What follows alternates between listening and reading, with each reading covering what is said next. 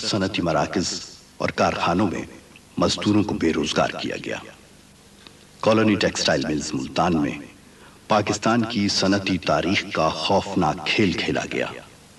سینکڑوں نہتے مزدوروں کو گولیوں سے بھون دیا گیا۔ 1978 میں مل انتظامیہ بونس دینے سے انکاری تھی۔ میٹنگ ہوئی، اس میں بھی یہی سوال رہا کہ مل انتظامیہ مغیث شیخ اپنے طور پر باضد رہا اور اس نے بونس دینے سے انکار کیا۔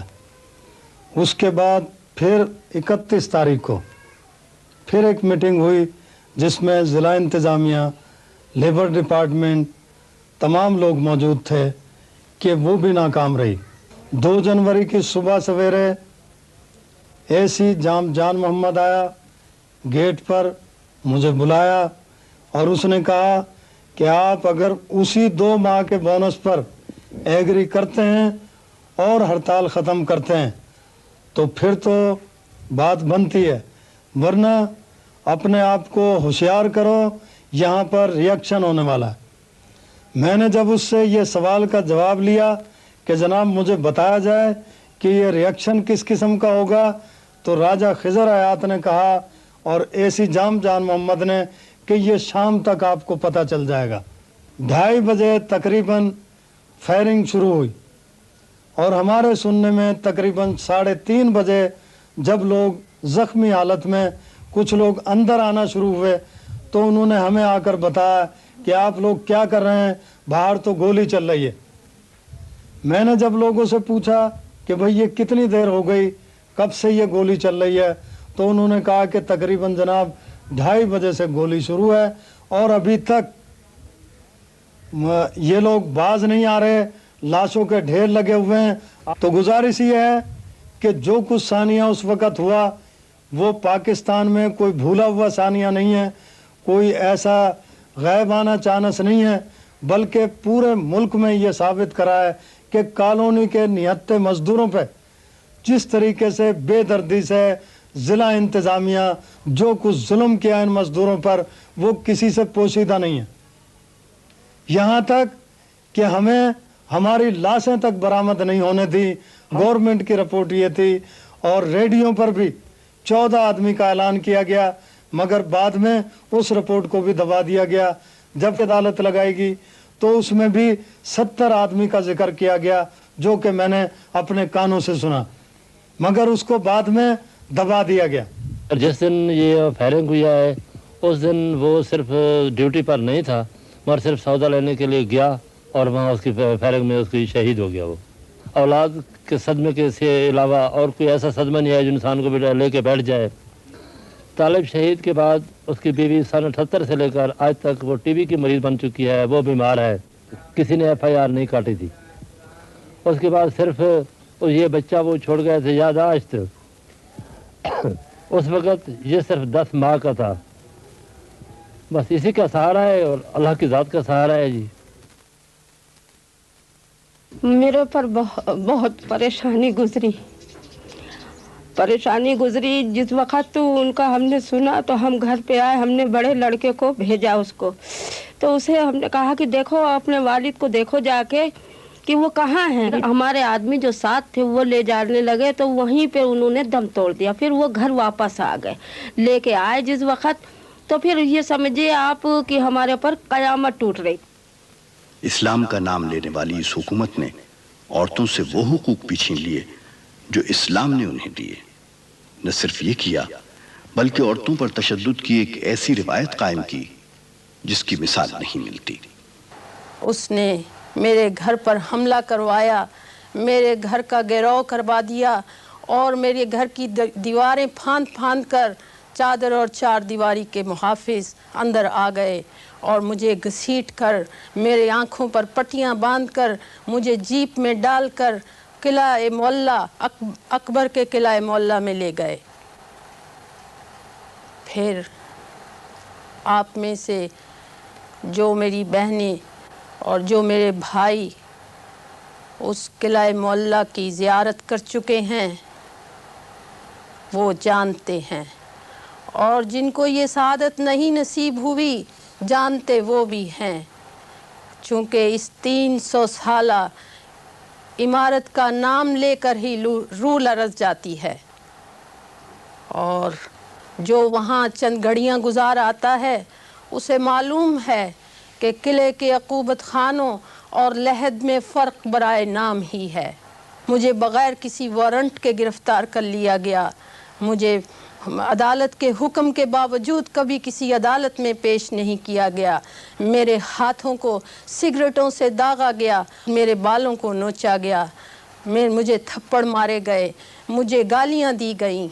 और फिर एक दिन उन्होंने मेरी आँखों पर पट्टी बांधकर, मेरे हाथों में जंजीरें डालकर, बग़ैर मुझसे पूछे हुए मुझे मुल्क बदर कर दिया। मैं कुछ भी नहीं करती थी सिवाय इसके कि मैं मार्शल लॉ के ख़िलाफ़ एहतजाज करती थी और वो मेरा हक़ था। मैं समझती हूँ कि इस्लाम एक वाहिद मज़हब था जिसने 1400 साल पहले औरतों के हकूक़ को तस्लीम किया।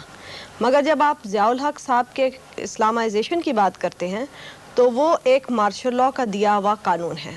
उस पे हमारी अदालतों का भी कोई एक राय नहीं है और उस पे ये बहस है कि आया ये कवानीन जो हैं ये इस्लामी हैं या नहीं हैं। पिछले दौर में ये कहा जाता था कि ये औरतें जो आवाज़ उठा रही हैं इन औरतों को बंद कर दिया जाए। औरतों ने लाठियाँ खाईं, औरतों ने टीयर गैस खाए, औरतें जेल में गईं, औरतें कैदी औरतें बन के रहीं। मनशियात के इस्तेमाल की इब्तिदा 1980 में इसी आमरीत के दौर में शुरू हुई। पाकिस्तान का कौमी तशख़्ख़ुस एक मनशियात फरोश कौम के तौर पर सामने आया। आलमी सतह पर हमारे कौमी किरदार को जिस शर्मिंदगी, ज़वाल और हिकारत का सामना करना पड़ा, इसकी बड़ी वजह वो ड्रग माफिया था जो हुकूमती सर्कल का करीबी हिस्सा था। किसी भी शख्सी हुकूमत या आमिर के लिए सबसे बड़ा ख़तरा उस कौम के नौजवान होते हैं। वो नौजवान ही नस्ल ही है जो कि उसके मुकाबले में डट जाती है और जमहूरियत के लिए कुर्बानियाँ देती है। वो नौजवान नस्ल ही है जो कि आमिर के लिए सबसे बड़ा ख़तरा है। उस नस्ल को ख़त्म करने के लिए, उस नस्ल के जज्बात और उस नस्ल की ख्वाहिशात को दबाने के लिए आमिर मुख्तलिफ़ हरबे इस्तेमाल करता है। उनमें से एक हरबा हेरोइन का हरबा है जो कि पिछले 10 साल के अंदर ज़िया हुकूमत ने इस मुल्क के अंदर आजमाया। इस कौम का 1979 में इस मुल्क के अंदर एक भी हेरोइन का आदी मौजूद नहीं था, लेकिन आज 1989 के अंदर तकरीबन 11 लाख अफराद हैं जो कि हेरोइन के आदी हैं। इल्म के गहवारे तशद्दुद का गढ़ बन गए। असातिज़ा को गिरफ्तार किया गया, असातिज़ा को की तज़लील की गई। ऐसे मौक़े हुए, ऐसे वाक़यात हुए कि जिसमें असातिज़ा को अपने ज़मीर की आवाज़ बुलंद करने पर पाबंद सलासल किया गया, टॉर्चर किया गया, तलबा के रवैयों को मुकम्मल तौर पर तब्दील कर दिया गया। यूनिवर्सिटियाँ तशद्दुद का गढ़ बन गई, ऐसा गढ़ कि जिसमें तालिब इल्म तहम्मुल से, बुर्दबारी से बिल्कुल नाआशना हो गए। तहम्मुल वो कैसे करते हैं? जब मुल्क की सियासत के अंदर तहम्मुल का इजहार ना हो रहा हो तो हम कैसे तवक्को कर सकते हैं कि यूनिवर्सिटी का एक तालिब इल्म तहम्मुल का इजहार करेगा। चुनाचे उसके हाथ में अगर हथियार थे तो उसने हथियार इस्तेमाल किए, और एक ने इस्तेमाल किए तो बाकी दो ने इस्तेमाल किए, तो फिर सैकड़ों ने इस्तेमाल किए। और आजकल मुल्क का हर तालीमी इदारा, ख़ास तौर पर आला तालीम के इदारे तशद्दुद का गढ़ बन चुके हैं, जहाँ पे लोग एक दूसरे की बात सुनना गवारा नहीं करते। गैर जमहूरी दौर में गिरोही, लसानी और इलाकाई फितनों को परवान चढ़ाया गया। भाई के हाथों भाई का खून बहाया गया। डिवाइड एंड रूल यानी लड़ाओ और खुद हुकूमत करो का ये शर्मनाक उसूल शख्सी आमलियत को तूल देने के लिए अपनाया गया। जिस सोसाइटी में आप डायलॉग को ख़त्म कर देंगे, बाहमी अफ़हाम तफ़हीम का कोई सूरत हाल नहीं छोड़ेंगे और बंदूक को आप अल्टीमेट डिसीजन मेकिंग अथॉरिटी बना देंगे, तो उसमें इस किस्म के जो हैं झगड़े, नफ़रतें, तज़ादात, फसादात, उनको आप नहीं रोक सकते। मुल्की खजाना ज़ाती शाह खर्चियों पर लौटाने और मुल्की मईशत को कर्जों पर चलाने का जो आक़बत नांदेशाना पॉलिसी मार्शल लॉ दौर में अपनाई गई, उसके खौफनाक नताइज अब सामने आ रहे हैं। अफरात ज़र, महंगाई, बेरोजगारी اور ناجائز دولت کا ارتکاز اور پیداواری وسائل پر چند خوشامدیوں کی اجارہ نے پاکستان کو معاشی بدحالی کے دھانے پر لا کھڑا کیا۔ 8 سال کے دوران میں قرضے بہت ملے اور ریمیٹنسز جیسا کہ آپ کو پتہ ہے کہ 2.5 بلین کے حساب سے سالانہ پاکستان کو ملتے رہے۔ ان 10 سالوں میں تقریباً 20 بلین تو ریمیٹنسز کے ذریعے ملے، اور IMF کی طرف سے 1.7 بلین ڈالر، اور پھر میں نے یورپین ممالک سے 500 million dollar, Germany, Europe, Britain, France نے دیے، جاپان نے کچھ 1 بلین ڈالر دیے، اور خود USAID نے ایک 3.02 بلین ڈالرز کا 5 سال کا اگریمنٹ کیا۔ اس طرح سے کچھ 30 بلین ڈالر ملک کو ملے اس دوران میں۔ لیکن ان سارے قرضوں کا جو